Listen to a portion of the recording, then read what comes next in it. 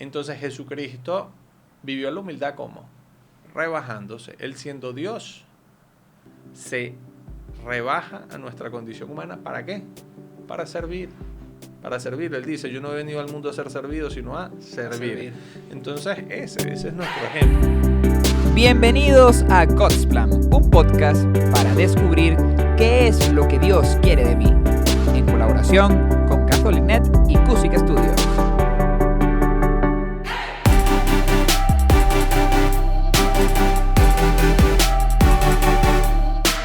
Bienvenidos a God's Plan Podcast. ¿Qué tal, padre? Todo bien, chévere, la verdad, feliz como siempre de estar aquí. Yo también, un gusto, José Rochami. Hoy hablaremos de un tema muy importante que es la humildad, pero ¿por qué lo decide tocar este tema, padre? Bueno, el tema de la humildad a mí siempre me ha llamado la atención, siempre ha sido una virtud que me gustaría tener, me atrae esa virtud. Y hace unos meses tú estabas conmigo en Mérida en aquel Estábamos entonces. en Mérida. Estábamos en este curso, en el BFC. En el BFC en Mérida con 16 jóvenes, y recuerdo que hubo un momento en donde yo les dije que, bueno, yo noté que estábamos en el curso de oratoria y algunos de ellos realmente no se estaban esforzando por hacer las ponencias que ellos tenían que hacer, sino que si uno les daba 1 hora y media para preparar algo, dedicaban 15 minutos. Y yo sentía que también algunos como que se habían quejado de que varios del grupo como que sentían que no sé, que ellos estaban como a otro nivel. Porque tú sabes que en este tipo de ámbitos hay veces hay gente que lleva 5 años participando en estas cosas y hay otro que lleva 2 meses participando en estas cosas. Entonces lo peor que puede pasar en uno de estos grupos es que los que llevan 2 meses se sientan que wow, estos tipos son demasiado cracks y yo soy un inútil. No llego. Y estaba pasando un poquito de eso. O sea, como que yo me sentía que no estábamos siendo un grupo de hermanos en una misma mesa, sino que había unos superiores a otros, y eso yo creo que a mí no me gustaba. Y recuerdo que en ese momento, no sé si te acuerdas, que yo les dije, miren, una reflexión muy sencilla sobre, realmente siento que algunos de ustedes están como queriendo demostrar que son unos cracks, que son increíbles, y yo no considero que ninguno de ustedes realmente sea un crack o sea increíble. O sea, sí, bueno, algunos han tenido algún éxito en el colegio o en la universidad o en algún proyecto, pero realmente yo decía, yo los conozco a cada uno y no considero que ya seas un crack.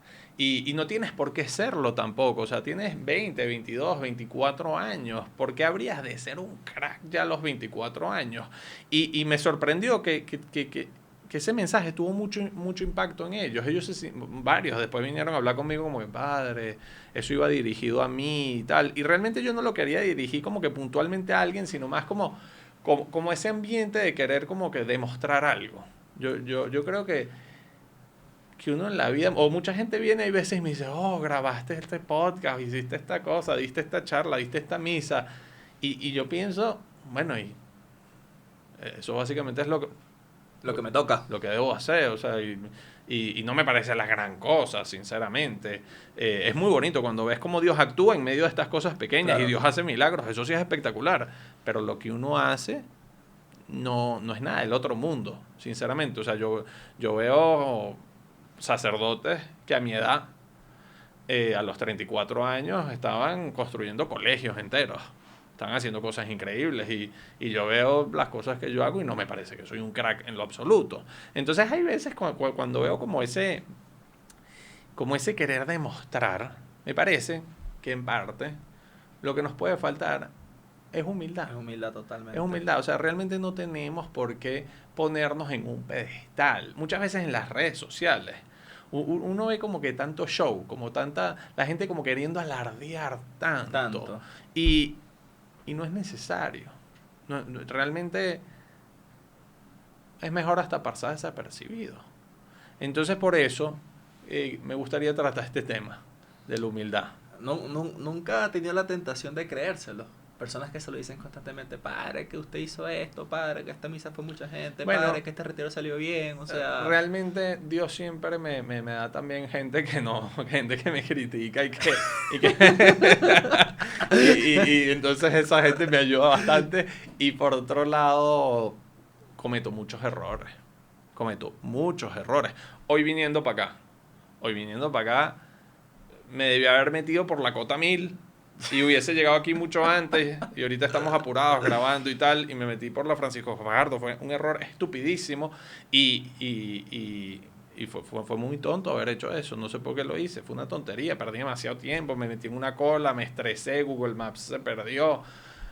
Entonces errores cometo todos los días, y entonces eso también me ayuda. Reconocerlo. Sí, reconocerlo también me ayuda. Yo tengo distintas personas que admiro mucho y veo las cosas que hacen y digo, bueno, ¿y qué estoy haciendo yo? Dígame una. O Un sea, ejemplo que tiene usted. hay un sacerdote que yo admiro muchísimo que a mi edad literalmente ya estaba construyendo un colegio entero. Con 34. Sí, ya estaba construyendo un colegio entero. ¿Cómo hizo? Bueno, yo creo que no solo, obviamente, no hizo eso solo. Tenía otros sacerdotes que trabajaron muy bien en equipo y estaban convencidos de lo que querían y de lo que hacían. Y así puedo decir otros ejemplos. Mi hermano mayor, no me acuerdo a qué edad, pero como a los 25 o 26 años, algo así, comenzó a ser alcalde en la alcaldía de Latillo. Tiene una nómina de casi 800 personas, algo así. Y veo mucha gente exitosa. Uno se mete en YouTube y empiezas a ver, no sé, Elon Musk que quiere llevar a la gente a Marte, y vienes a ver todas estas cosas y uno ve lo que uno hace y uno dice, bueno, o sea, tampoco es que sea un crack, o sea, para nada. Entonces, yo creo que es cuestión de ese objetivo, por lo menos en mi caso. No me lo creo porque me parece que la gente que me dice esas tonterías no están siendo objetivos realmente. Y tal vez en algún momento hasta me lo he creído y después me meto un golpe y eso me ayuda a no creérmelo tanto. Pero sí me parece un tema importante. O sea, ¿qué decía Santa Teresa? Santa Teresa decía, la humildad es la verdad. Mostrarte tal cual y como eres. Y nuestra verdad más profunda y más importante, ¿cuál es? Que somos hijos de Dios. Entonces mostrar eso. Para ser humilde, ¿qué recomienda usted? O sea, el autoconocimiento, ¿hay un medio? ¿Hay que identificar algo? Bueno, sí hay cosas comunes que pueden servir, pero yo creo que ayuda mucho ver qué tipo de orgullo tenemos. El orgullo viene siendo lo contrario de la humildad. Lo opuesto a la humildad. O sea, sí, el orgullo, como que la soberbia. Ok. Realmente, ¿qué es el orgullo o la soberbia? Es tener una relación desordenada con nosotros mismos. Okay. Es darnos como un puesto que no tenemos. Todos los pecados capitales son una relación desordenada con algo. Entonces, por lo menos la gula es una relación desordenada con los alimentos. Entonces, para mí los alimentos tienen un valor, un peso tan importante que soy capaz de tal vez herir a alguien por la comida. Por la comida. Entonces alguien me trajo un plato de comida frío y yo lo quería caliente y critico a esa persona. Entonces, la gula no es solo comer mucho, es también esa relación desordenada con los alimentos. Por lo menos la avaricia es una relación desordenada con el dinero. Le doy demasiado valor al dinero, entonces quiero más dinero y más dinero y más dinero. Bueno, la soberbia, el orgullo, es una relación desordenada con nosotros mismos que hace que nosotros nos demos un puesto mayor al que debemos tener, porque el puesto principal de nuestra vida lo tiene que tener Dios, y a veces nos ponemos nosotros en el puesto de Dios. Claro. Entonces, hay que analizar qué tipo de orgullo tenemos nosotros, por qué nos estamos dando ese puesto desordenado a nosotros mismos. Hay un libro que es excelente, que se llama Quiero ver a Dios. Okay. Quiero ver a Dios. Es escrito por un autor, se llama algo así como Eugenio María del Niño Jesús.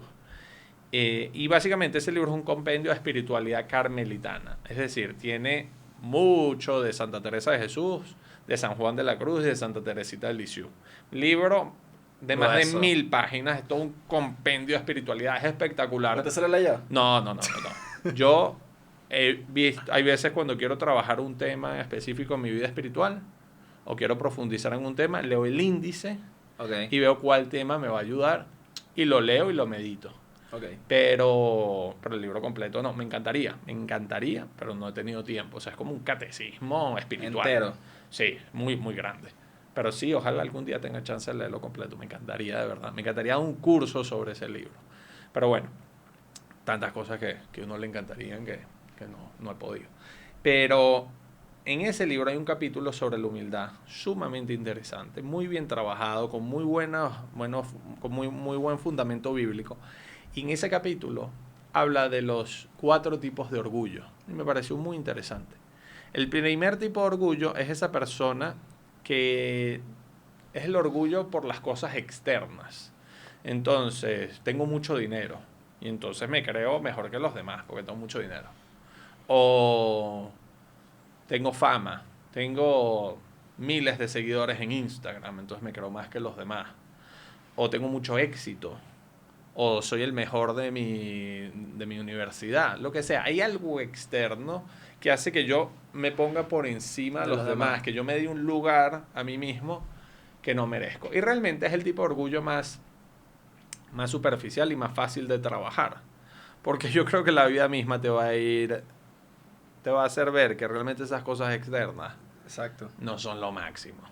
O sea, poco a poco, sí, tienes algo, pero ese algo va pasando de moda, va perdiendo valor, lo que sea. Y te vas dando cuenta que realmente no te dan una felicidad así duradera. Luego, hay otro tipo de orgullo. Que este tipo de orgullo es más sutil y es el orgullo de la voluntad. ¿Cómo funciona? Entonces, es esa persona que todo se tiene que hacer como ellos dicen. Es esa persona que no puede cambiar de opinión. O sea, que tú le dices, pero ¿qué tal si hacemos esto de esta manera? No, yo quiero que se haga es de esta forma. Son como personas un poco intransigentes. Son esas personas que solo porque tú opines distinto a ellos, entonces es como si se toman las cosas personales. No sé si te ha tocado alguna vez. Claro que sí. Trabajar con una... Me está dando en la llaga. Con una persona así. O sea, como que son personas que siempre sienten que los demás les quieren pasar por encima. Y entonces ellos logrando hacer siempre lo que ellos quieren, como ellos quieren, hacen que los demás no les puedan pasar por encima. De verdad, son gente que sufre mucho. Mucho. Y hacen sufrir también mucho a los demás. Y es un tipo de orgullo. Es un tipo de orgullo en donde estoy demasiado apegado a mi voluntad. Tanto así que muchas veces no logran reconocer la voluntad de Dios. Esto se tiene que hacer como yo digo. Esas personas que se encaprichan por cualquier cosa, que se enrollan la vida por cualquier cosa, que pelean por cualquier cosa. Yo creo que en la vida uno tiene que tener, sobre todo cuando estás dirigiendo gente. Claro. Sobre todo cuando te toca un cargo en donde tienes gente bajo tu cargo. Tú tienes que saber, deja que la gente haga lo que quiera también. Tú tienes que tener esa habilidad de decir, ok, hay ciertas cosas esenciales, muy importantes, que quiero que se hagan como yo digo. Okay. Pero hay otras muchísimas cosas, probablemente la gran mayoría de cosas, que no se tienen que hacer como yo digo, que se pueden hacer de otra manera. Y tienes que decírselo a la persona, mira, yo lo haría de esta forma, pero hazlo tú como tú quieras. Yo recuerdo mi papá muchas veces, en alguna cosa que nos pedía que hagamos, nos decía, lo que tú hagas está bien hecho. Lo que tú hagas está bien hecho. O sea, como que hazlo como tú quieras. ¿Pero en qué contexto se lo decía? De repente te pedía que vayas a comprar algo. Tú le decías, papá, pero compro esto así o de esta otra forma. Lo que tú hagas está bien hecho. Como que cuando él veía que realmente no era algo esencial, no era algo importante, lo que tú quieras. Como que te transmitía esa confianza de que yo confío de que tú lo harás bien, de que tú lo vas a hacer bien. Y hay que transmitir mucho eso. Cuando nosotros queremos controlar demasiado a la gente, eso es insoportable. Sí. Eso es un fastidio. A la gente le gusta tener su ámbito de acción. ¿Ok? Entonces, ese es el orgullo de la voluntad. Es un orgullo sumamente presente y nos hace personas posesivas, controladoras, insoportables. Luego tenemos el orgullo del intelecto. Está súper presente hoy en día. Cada uno es peor. Cada uno es peor, Cada literal. uno es peor. Y el orgullo del intelecto consiste en creer que lo que tú piensas tiene casi que un valor absoluto. A mí me pasa mucho que de repente estoy hablando con una persona que, no sé, que empezó a escuchar sobre la ideología de género. Y entonces vienen y me preguntan, padre, pero yo creo que si un hombre un día quiere decir que realmente él descubre y que él se siente identificado con ser mujer, él perfectamente puede decidir y ser mujer. Obviamente, wow, me dice esto y wow, todos los estudios que yo he hecho de filosofía, por ejemplo, de antropología, de tanto bagaje que ha habido en la historia, desde tiempos de Sócrates, que nos han dado a conocer lo que es el hombre y que nos han dado a conocer lo que es nuestra identidad, que uno dice, ok, esta persona solo porque escuchó algo en YouTube va a negar todo este recorrido histórico. Y entonces le intento explicar, le intento mostrar un poco de ese recorrido histórico, le intento enseñar un poco de filosofía, porque muchas veces no manejan la terminología, Claro. Y el morfismo, materia, forma, alma, todas estas cosas. Entonces les intento explicar, obviamente no me entienden bien, pero simplemente eso es lo que ellos piensan. Y nada ni nadie puede simplemente controlar lo que yo pienso. Yo pienso lo que yo quiero y yo decido que es verdad y que no es verdad. Orgullo del intelecto. Padre, pero Súper presente en la cultura moderna. alguien podría pensar, que está viendo este capítulo, alguien podría pensar que el orgulloso es uno por no aceptar ese pensamiento. Claro, claro que lo pueden pensar, pero entonces ahí básate de una manera objetiva en argumentos. Entonces no es que esto es verdad porque lo pienso yo, no es verdad porque lo piensas tú. ¿Cuáles son tus argumentos y cuáles son mis argumentos? Entonces, que las personas realmente busquen argumentos coherentes, busquen argumentos que tengan bases metafísicas, que tengan bases filosóficas, y claro que yo estoy dispuesto a dialogar con quien sea, pero el que simplemente esto tiene que ser así porque lo pienso yo. Hay veces la gente dice, Exacto. no, que la iglesia no debería hacer esto, y opinan de una cuestión que la iglesia lleva Un 10, ejemplo, un 12 ejemplo. siglos investigando. Y entonces la gente dice, no, que en verdad los sacerdotes se deberían poder casar. Clásico. Entonces un tipo de la nada, que un día, mientras estaba echado en un sofá, dijo, no, yo pienso que los sacerdotes se deberían casar. Bueno, muy bien que tú pienses eso. Y me puedes decir tu opinión. Ahora, intenta buscar cuáles han sido esos argumentos de por qué la iglesia ha decidido que los sacerdotes vivan el celibato. Es decir, que no se casen. O sea, no fue que un obispo en la Edad Media se levantó un día y dijo, vamos a poner una norma hoy, porque bueno, hoy me provoca poner normas, y entonces puso la norma del celibato. Busca los argumentos, busca el contexto histórico, busca el recorrido, el pensamiento que se fue elaborando para llegar a esa conclusión. Eso, ese orgullo del intelecto es lo que Peligroso. yo pienso tiene que ser así.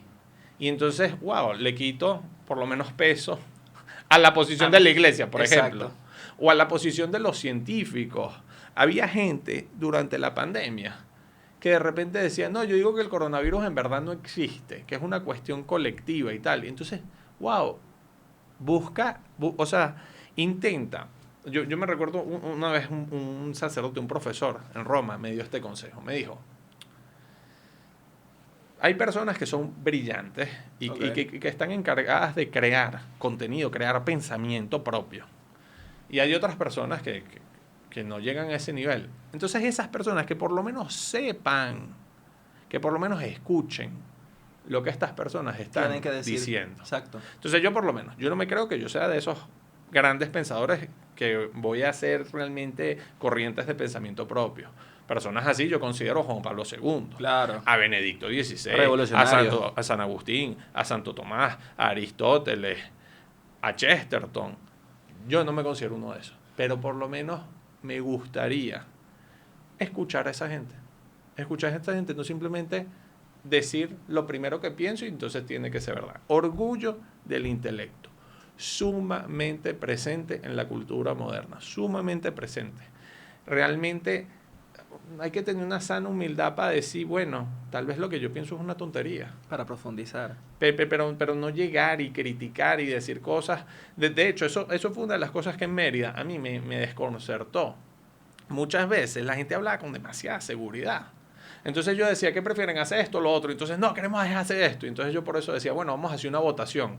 Y muchas veces cuando hacíamos la votación veíamos que la gran mayoría quería hacer otra cosa, pero que habían dos que hablaban con demasiada seguridad que hacían que el resto del grupo tuviera que hacer lo que ellos querían. Entonces hay que tener mucha humildad. Tal vez mi idea es una tontería, tal vez los demás tengan razón. Vamos a darle, por lo menos, si tengo una idea en contra de la iglesia y soy una persona católica, wow, vamos a darle el beneficio de la duda a la iglesia. Probablemente la iglesia tenga más razón que yo, probablemente la iglesia haya investigado esto más que yo. Sobre todo si es un tema de fe o de moral. Claro. Pues si es de otro tema, no necesariamente, pero eso tiene que ver poderosamente con la humildad. Muchas veces simplemente, como esto yo no lo entiendo, entonces no lo vivo.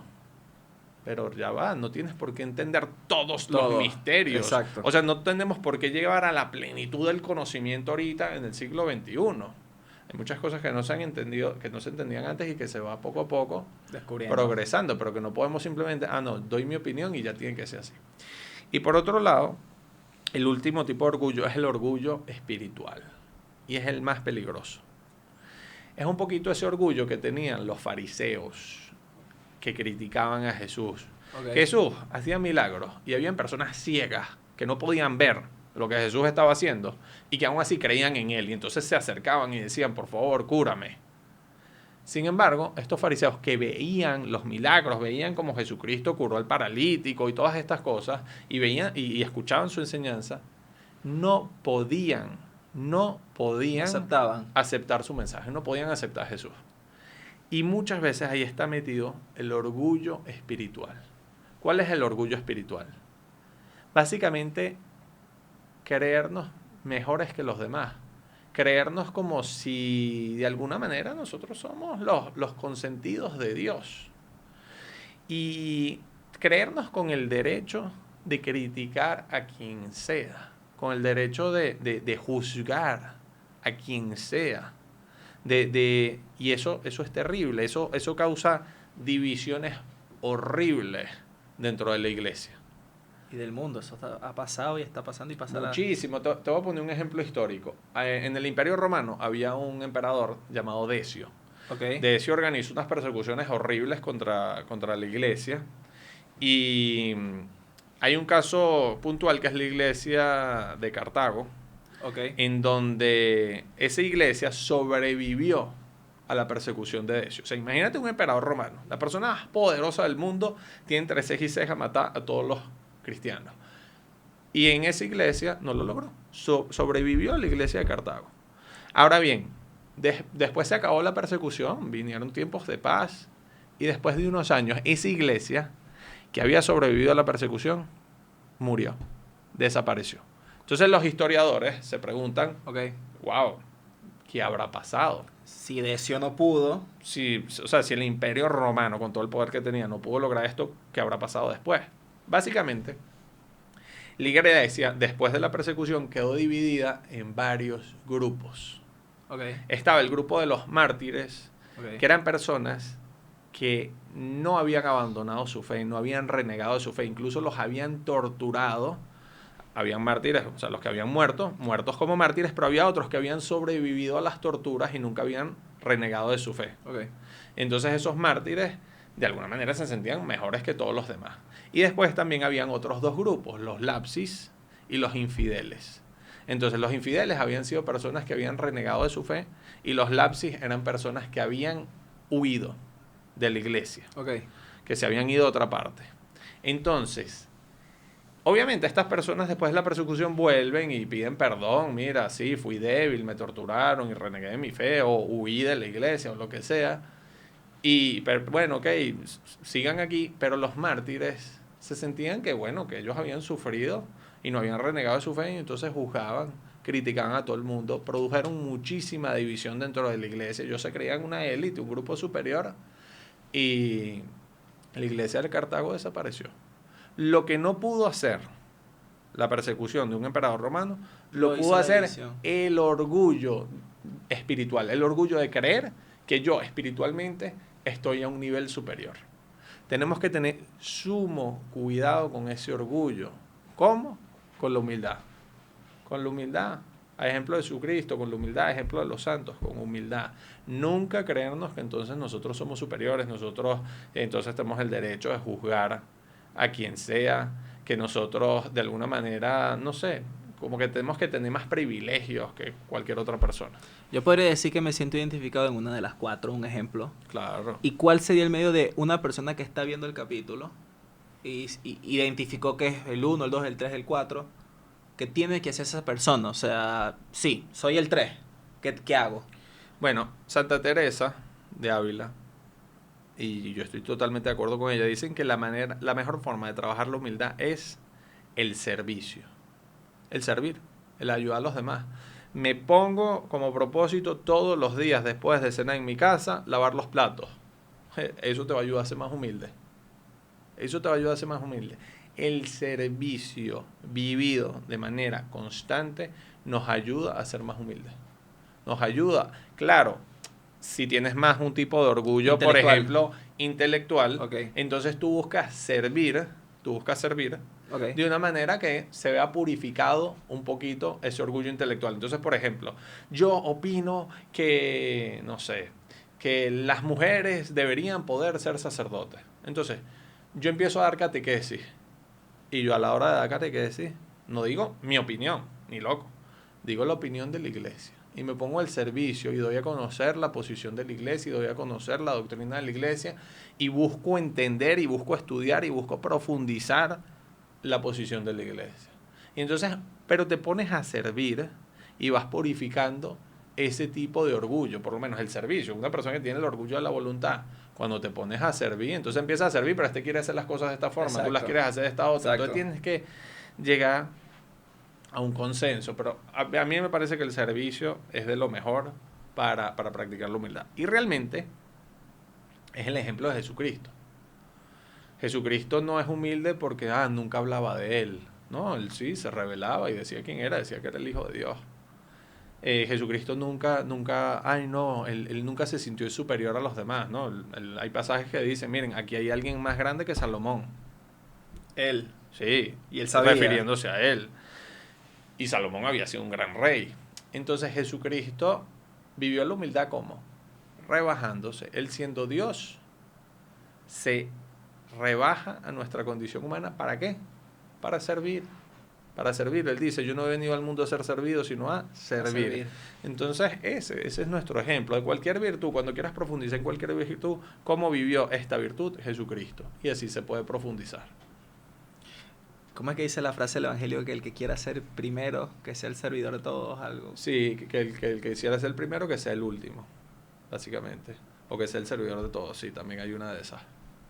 Viene siendo entonces el medio eficaz y el modelo de Jesucristo. Por ejemplo, María se describe a ella, he aquí la esclava del Señor, hágase en mí según tu palabra. Fuerte. Para esa gente que está totalmente apegada a su voluntad, que sigue el ejemplo de María, he aquí la esclava del Señor, la esclava, hágase en mí según tu palabra. Solo quiero hacer lo que tú me digas. Ese es el ejemplo de los santos y eso nos ayuda muchísimo, muchísimo. No tenemos por qué estar demostrando tantas cosas ni aparentando tantas cosas. Viví en la verdad. ¿Cuál es la verdad? Que somos hijos de Dios. ¿Qué mayor cosa podemos tener que eso? Claro, ser hijo de Dios es por un lado muy bonito, pero por otro lado es duro. Responsabilidad. Es muy bonito porque, wow, sentiste que nunca estás solo, que siempre estás caminando de la mano de Dios, que es tu Padre, que te ama. Pero por otro lado es duro porque el hijo no tiene la visión panorámica de su vida. Cosas. El hijo muchas veces no ve cuál es el próximo paso. El hijo tiene que agarrarse a las manos de su padre y confiar en su plan, confiar en que su padre sí sabe a dónde va. Entonces, eso hay veces es duro. Siempre hay como un nuevo sígueme en el seguimiento de Cristo.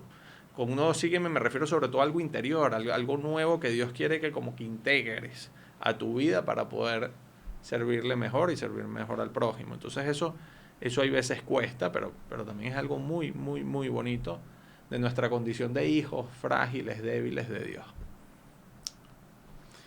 Con esto creo que terminamos el capítulo, ¿no? Bueno, sí, ojalá que bueno, si alguno quiere buscar ese libro, Quiero ver a Dios, el capítulo sobre la humildad. Excelente ese capítulo. Con esto termina otro capítulo más de God Plan Podcast. Espero les haya gustado bastante. Que Dios les bendiga, muchísimas gracias. Y bueno, vamos a rezar unos por otros para que seamos cada día más humildes a ejemplo de Jesucristo. Hasta luego.